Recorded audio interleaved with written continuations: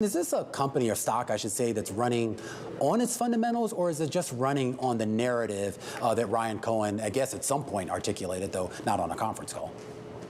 I'd say neither. It's a cult.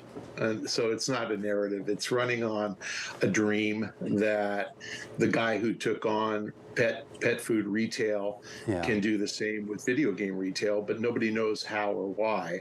And the big difference, I think, between the two businesses is you can't download dog food. I have 110 pounds worth of dog here. I have two of them. They go through 30 pounds of food a month, and I have to keep buying food. So, I can't get that digitally downloaded to my PC. It has to be physically purchased and delivered. And so Chewy made sense. GameStop makes no sense. You can digitally download any game. There is no game that is an exclusive physical. You can't download a console, so they did a little bit better than we expected on console sales.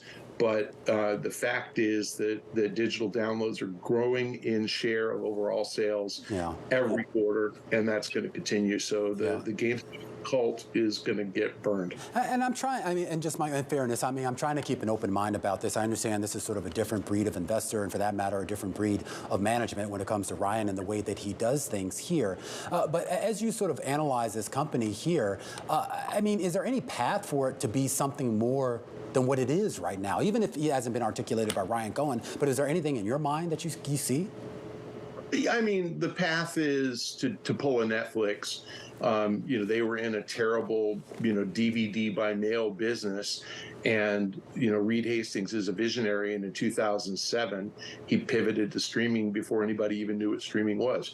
So, and at the time, I thought it was terrible. I thought it was great for 2 or 3 years, but then I just never thought they'd take on the big media companies.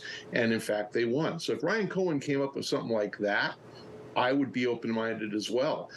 His strategy, which he never revealed, was be like Amazon. And I say that because he hired 3 Amazon people to be in his top 3 C-level positions, and then he proceeded to fire 2 of them, and 1 quit after 7 months. So they now have 0 Amazon people. And the reason he never revealed his November 2020 strategy is that he's embarrassed because they're not executing on it. There is no strategy.